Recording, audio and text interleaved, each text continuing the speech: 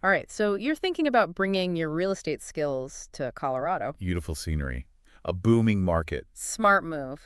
But before you start picturing yourself closing deals with a mountain view, let's talk about something that can make or break your smooth transition. Reciprocity. Yes, reciprocity. It's the magic word for anyone with an existing real estate license who wants to avoid jumping through hoops in a new state. It's basically an agreement between states that says, hey, we trust your training, come on in. That's reassuring. Right. But here's the catch. Every state has its own quirks about who they welcome with open arms. Okay, let's unpack this quirkiness. It sounds like navigating reciprocity is more nuanced than it appears. What should our listener be aware of as they consider moving their real estate career to Colorado? It's like a mixed bag of welcoming committees out there. Some states are extremely picky, like trying to get past a bouncer who only lets in people wearing a specific shade of blue. Wow, really? Oh yeah, those states have no reciprocity, which means starting from scratch with all the pre-licensing courses and exams. So it's back to square one for those states. You got it. Then you have states on the other end of the spectrum, Colorado being one of them, with full reciprocity. That sounds much better. Oh, it is. Yeah. They accept licenses from all U.S. states and territories. That is fantastic to hear for our listeners. What kind of advantage does that give them with Colorado being a full reciprocity state? They're in a great spot. It means they can bypass a lot of the initial hurdles. They won't need to retake all the basic pre-licensing coursework they already completed in listeners' home state. That's a huge time saver and probably a relief for anyone dreading the thought of going back to Real Estate 101. Precisely. But remember, even with full reciprocity, you need to ace the Colorado-specific exam. It's like getting invited to an exclusive club. You still need to know the house rules and local lingo. Makes sense. You don't want to show up to a Colorado real estate rodeo in a business suit. Exactly. And that's where a good sponsoring broker comes in, someone who can show you the ropes and make sure you're speaking the right language. So Colorado is looking good for our listener, but just to be sure our listener understands the full scope you mentioned earlier, that some states have partial reciprocity. What does that look like, and how does that differ from full reciprocity? Think of partial reciprocity as a VIP line. You might get in faster, but there's still some hoops to jump through. Yeah. These agreements depend on your home state and how similar their requirements are to Colorado's. So before packing those moving boxes, research is key. You mentioned sponsoring brokers a minute ago. Right. And I think that's a great segue into getting into the nitty-gritty of transferring a license to Colorado. Check it out. Specifically, what does someone who is already licensed need to do to call Colorado their real estate? The first step is to find a sponsoring broker in Colorado.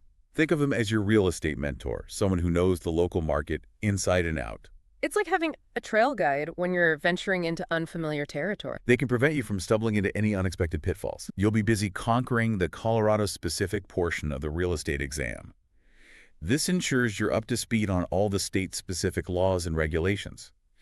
You want to make sure you're well-versed in Colorado real estate, not accidentally. Closing a deal is much smoother when you're speaking the same language, legally speaking. Now, while you're studying for the exam, the Colorado Bureau of Investigation, CBI, will be doing a standard background check, including fingerprinting. It's just their way of making sure everything is on the up and up.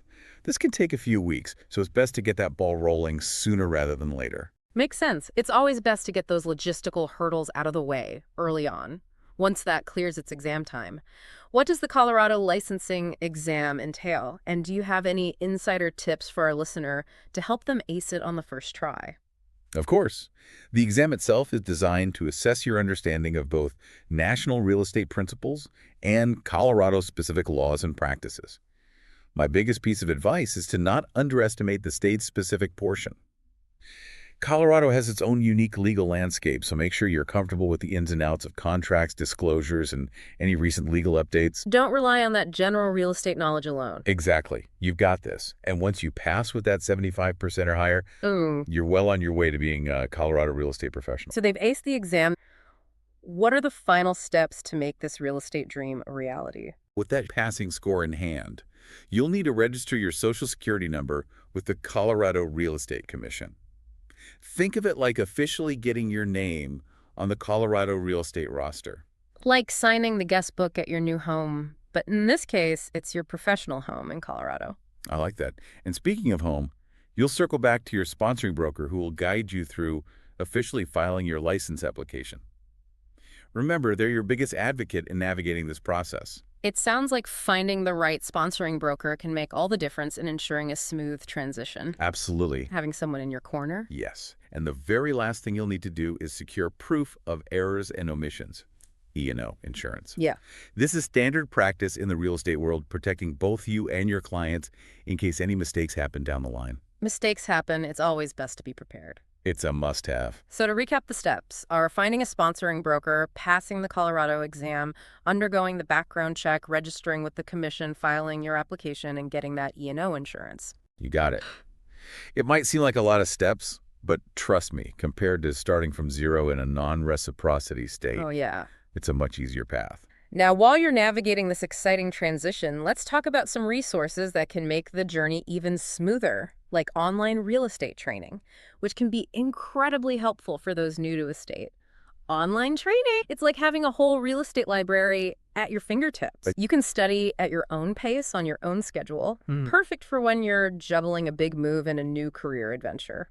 It's all about flexibility and convenience. Hmm. Plus, these online platforms often have support teams that are absolute rock stars when it comes to navigating state-specific requirements like reciprocity. They can be like a concierge service for someone like our listener who is new to Colorado's real estate scene, helping them figure out what parts of their existing knowledge transfer over and what they need to brush up on. Don't hesitate to lean on those resources. Think of them as your real estate Sherpas guiding you through the intricacies of the Colorado market. I love that analogy. Now, before we wrap up this deep dive, I want to circle back to something you said earlier about the importance of understanding Colorado's unique legal landscape. What's one specific aspect of Colorado real estate law that tends to trip up people coming from other states? What should our listener be particularly aware of as they make this transition? That's a great question. One thing that often surprises newcomers is Colorado's stance on water rights, especially when it comes to real estate transactions. In many states, water rights are directly tied to the land, Right. but in Colorado, it's a different story. Water rights as a separate entity. I can see how that would throw someone off their game. Tell me more. In Colorado, water rights are often treated as separate property. This means that owning a piece of land doesn't automatically mean you have the right to use the water on or flowing through it. These rights are often governed by a complex system of prior appropriation, first in time, first in right, which can be quite different from what people are used to in other parts of the country. And I bet overlooking those water rights nuances could lead to some serious headaches down the line. Precisely. For anyone moving to Colorado and entering the real estate world, I emphasize the importance of not only understanding the general principles of property law, but also delving into the specifics of Colorado's water law. It's crucial for both your protection and your clients. All right, so there you have it, your crash course in Colorado real estate reciprocity, complete with insider tips and a heads up about those unique water rights. We've covered what reciprocity is, how Colorado's system works, and the steps you need to take to transfer your out-of-state license. As you embark on this exciting new chapter, remember that knowledge is power. Embrace the learning process. Find a fantastic sponsoring broker who can mentor you, and don't be afraid to tap into those online resources. Now go out there and conquer the Colorado real estate world.